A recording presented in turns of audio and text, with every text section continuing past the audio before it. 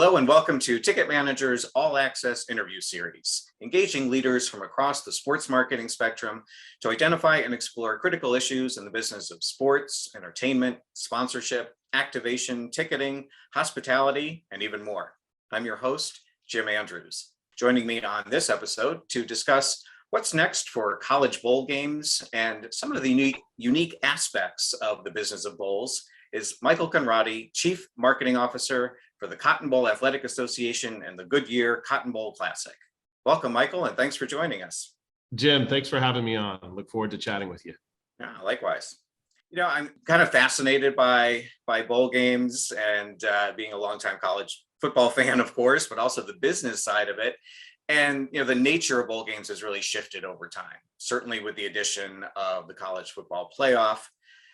And understanding that there's a lot of issues that are up in the air regarding expansion with the playoff and things like that, I'm wondering, is maintaining relevance and the strength of your individual brands an issue for you? So I guess that's question one. And then kind of coming off the back of that, what do you think the future holds for events like the Cotton Bowl, the other New Year's Six games and other bowls? Well, Jim, I think every brand obviously is trying to remain relevant in this day and age. And so I don't care what industry you're in, it's what can you do to be relevant? And I will say, certainly as it relates to the Goodyear Cotton Bowl Classic and our brand that has been a part of college football for 80 plus years, we still are constantly striving to find ways to improve and enhance the brand. Certainly at the top of the list is Goodyear as our title sponsor, and working closely with them to make sure that they're putting their best foot forward and we're helping them to achieve their marketing goals.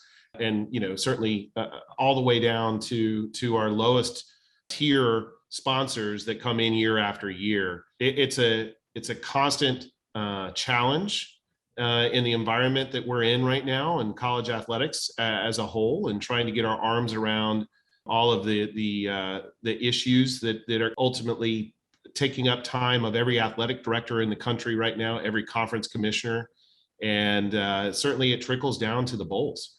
So I will tell you that, from our perspective, we get together as a staff routinely to talk about the topics of college athletics, what's going on within the realm of college football specifically, and then how it affects the bowl games, and then ultimately how it affects us. And, you can talk about name, image, likeness and how that will affect us long term. You certainly can talk about the changes that are occurring within television rights and streaming rights and how that's going to affect bowl games moving forward. There's just so many different ways. Obviously, conference realignment. Right at the top right now. We've lived through it multiple times now, and from our perspective, we're constantly watching what's going on with conference realignment and how does it affect our game, our product, what we're putting forward on a routine basis. And so it seems like every day there's something new that's crossing our path. I will make the argument that we're in the wild, wild west right now as it relates to college athletics, and it forces us to look at our brand and come up with ways to stay relevant, and also add in the fact that the last 2 years, Jim, during COVID, and what that has presented as far as challenges and being able to be creative and adapt on the fly in many instances. And as just 2 years ago, we got the call from Bill Hancock and the college football playoff saying, hey, would you be willing to host the Rose Bowl if Pasadena can't host it? And so in the span of really 48 hours, we put on the Goodyear Cotton Bowl Classic and then came back and hosted Notre Dame and Alabama in a college football playoff semifinal at the Rose Bowl, only the second Rose Bowl ever to be played outside of Pasadena. So you can imagine how that affects, your operations, but within that, the marketing aspect of your brand and working closely with Goodyear to figure out ways to be creative within that landscape and what it provided. And, so many of our corporate partners stepped up during that time to assist the Rose Bowl, to help them as much as they could. Certainly AT&T Stadium and the Dallas Cowboys, which is another piece of the puzzle, right? As far as our brand and working closely with them to make sure that we are being as relevant as we can. There's so much that you just mentioned. Yeah, my first thought is, are you saying that your job isn't just super easy and just show up in December and put on a bowl game and then go home and wait another year? Yeah, talking about, so many people think that what we do is a 1 day a year event and that's it. But ultimately, Rick Baker, our president, has a card that sits on his desk with Santa Claus on the front, and he's all happy and jolly. And you open it up and it says, "You'd be this jolly too if you only worked 1 day a year." But at the end of the day, truth be told, there's so much that goes into producing an event the size of the Goodyear Cotton Bowl Classic. We just recently underwent a feasibility, or I should say an economic impact study for the Goodyear Cotton Bowl Classic. And Jim, what we learned through that is that we generate close to $54 million a year in direct economic impact and another $45 million in indirect economic impact. So you're talking about just shy of $100 million that the Cotton Bowl is responsible for generating for North Texas. And that ranks really only second as far as an annual event in North Texas to the 24-day run of the State Fair of Texas. So, what goes into planning an event of that magnitude, and when I say event, it's really events, multiple events leading up to the game and throughout the year, in all honesty, that goes to create an impact like that. Well, and that's one of the things that I wanted to ask you about, is because, much of the focus is naturally on the football game itself, but bowl games are really an interesting hybrid of a nationally televised sports event on the one hand, and really a community-based organization, as you were just pointing out, with a great deal of local impact, economic and otherwise. Let's talk a little bit more about that dynamic, especially as it relates to the sponsorship piece. Yes, I will say that obviously each bowl, comes at it from a different perspective. Some are in business to bring tourism to their city. Right. Some are in business to help raise money for other nonprofits and to give back within their community.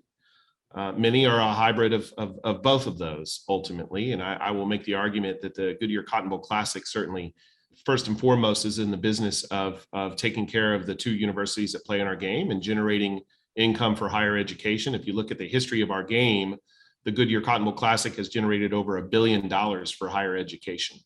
Wow. Through our game.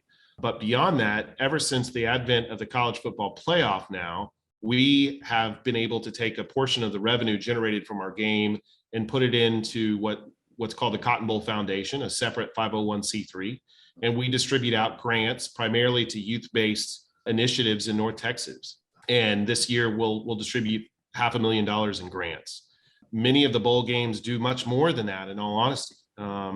I will say that, our friends at the Fiesta Bowl and in Atlanta do a phenomenal job of really diving into their community. The Orange Bowl too, of giving back in a manner that really makes a difference. And it's something that we're striving to try to catch up to, in all honesty. I mean, even though we've been in business for 86 years, just had our 86th Classic, our foundation is relatively new. And so, what's interesting is in this day and age, right, most brands, Goodyear included, certainly look at cause marketing as an important aspect of what they're doing. And so as we move forward on an annual basis with Goodyear, we spend a lot of time talking about what we're doing in the community and how they can tap into that. So I'll give you an example.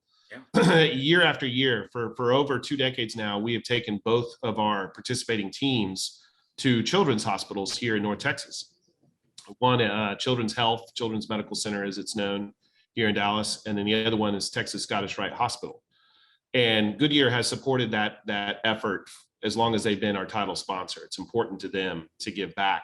Ultimately, because of COVID, hospitals certainly have had to make changes. And so bringing in 120 football players into a hospital during, COVID has been a challenge. And so Goodyear took it upon themselves this year to come up with a virtual hospital visit, where they created a scenario different for both hospitals, where a portion of the student athletes could come into a room, and in one instance they played video games with patients at Children's Medical Center, and in the other instance they had a studio show set up where kids could ask questions and ask the student athletes to do some sort of crazy dance or tell a joke or just fun interaction that was really all about, it was all done by Goodyear. This was their idea, and then it carried through to game day in their support and presenting checks to both hospitals. And so I use that as an example of how, cause marketing is important to them, and it's important to everybody. So as we move forward with the Cotton Bowl Foundation and the grants that we give out, we're having more and more of our sponsors ask us how they can get involved in that realm. And I will say that's an area of growth for us, in all honesty. Oh, that's great. And it's great to hear a sponsor being so, proactive and kind of suggesting and saying, we're going to take the lead on this, and we're going to do this for you, for the teams, for the community. And that, one of the interesting things, as I said, there are many about bowl games and organizations like yours.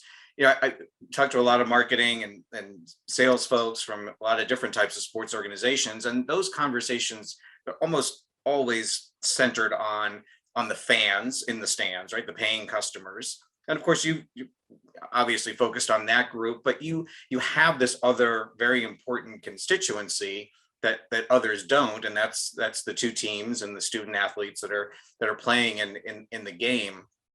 And I'm just wondering if you could discuss a little bit about how that impacts some of your decision making and priorities within the organization.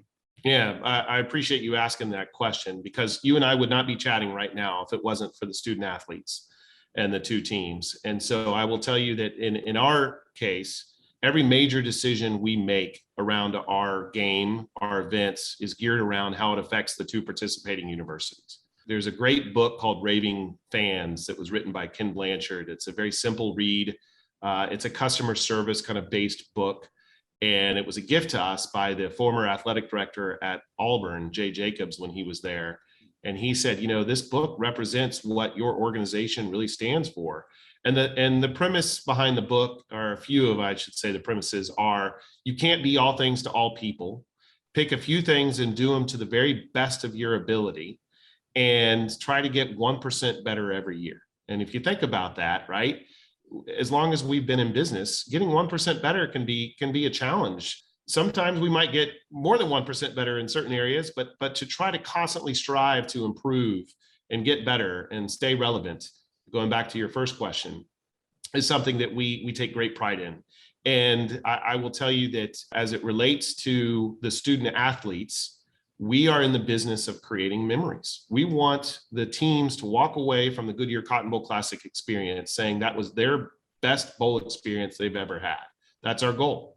And so when you think about that, the decisions we make, it ties into that immensely. And so when it comes to our events and what we're planning around our events, how we plan our events, the budget and where our money is spent, I will tell you that there are organizations out there, Jim, that do more for the fan base, in all honesty, as far as creating events around the game, fan fests on beaches or music festivals, or, certainly, lots of bowl games do amazing things for the fans.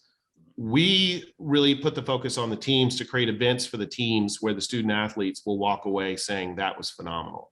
And we certainly try to do great things for the fans as well. Sure. And we have a phenomenal home in AT&T Stadium that creates a great backdrop for our game and for the fans, certainly. But I will just say that everything that we do is really geared around how can we create a better experience for the teams, and not just the players. Right. You think about it, the bands, pageantry, those bands members, the cheerleaders, the pom-pom squad, they've been working at it just as hard as the football players all season. So what can we do to make a great experience for them in their time that they're here?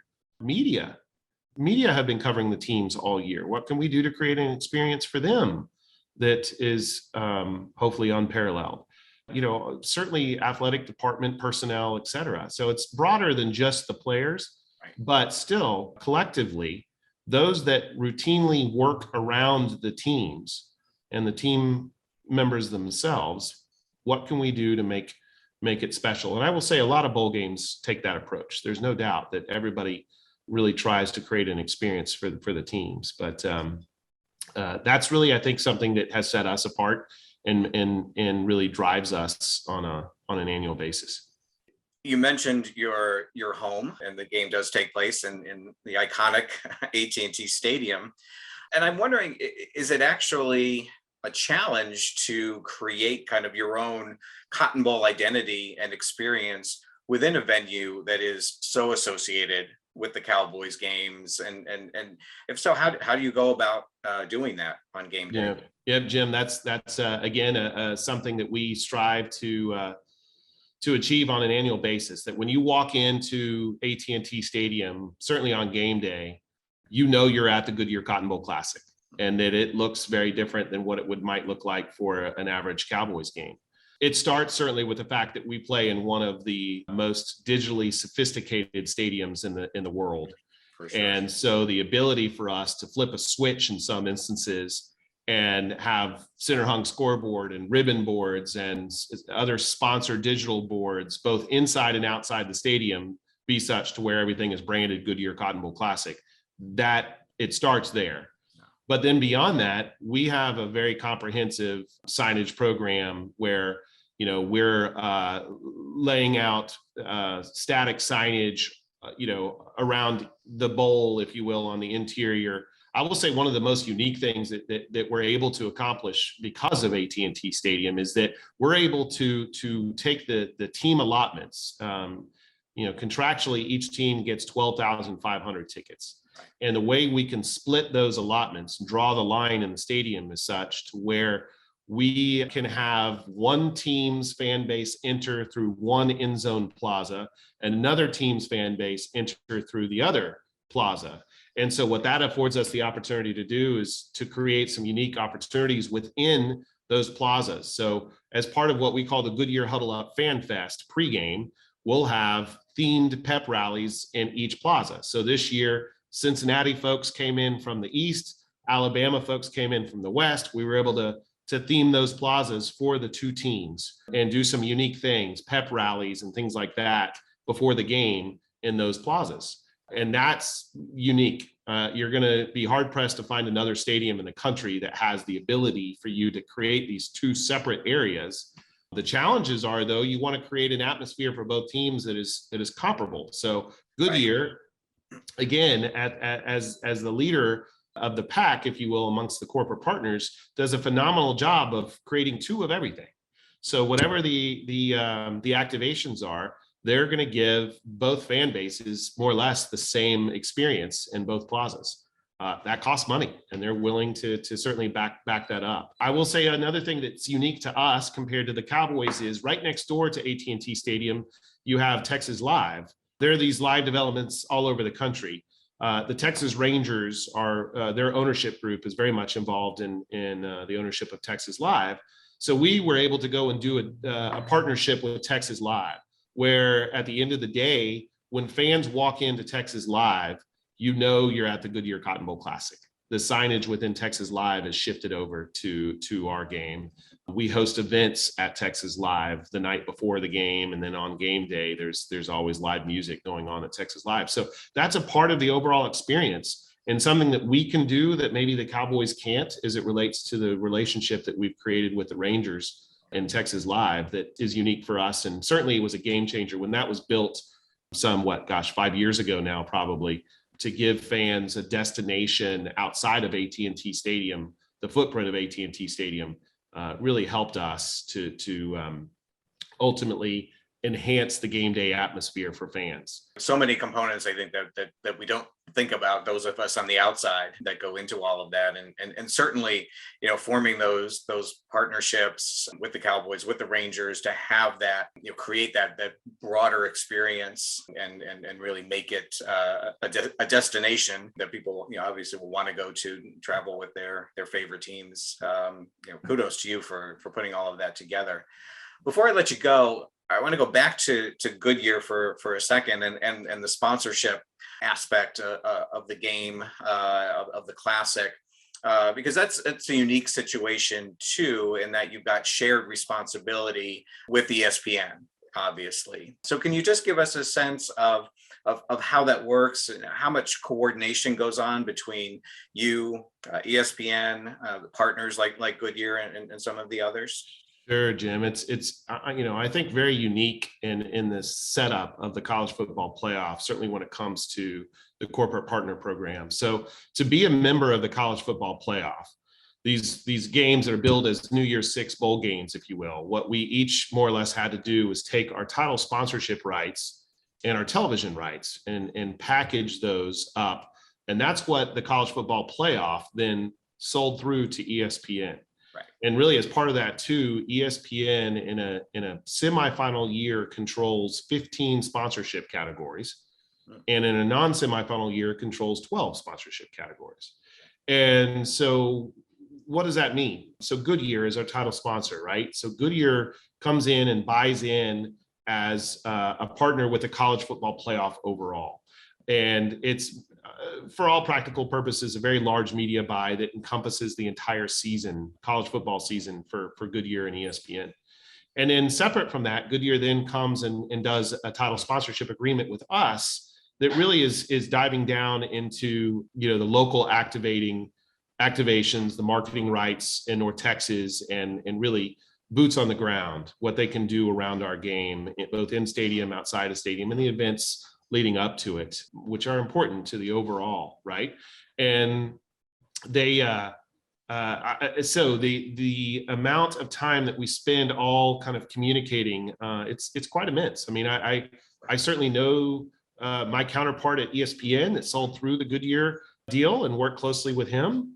Certainly the college football playoff and the folks there that we routinely have conversations with. We're actually getting ready to head to Orlando here in a few weeks for our annual meetings, where the first part of the meetings, the first few days, will be with the college football playoff and our New Year's Six counterparts, and then we'll roll into meetings with the rest of the bowl season membership, as they call it now, and talk about best practices and things that we can do to get better.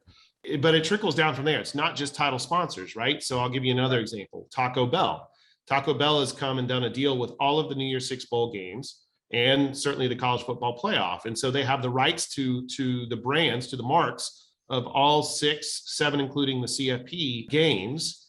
And through that, they have their Live Moss student section that they try to create at each game, right? Where they take the student section and brand it, and they promote on social media, et cetera, et cetera.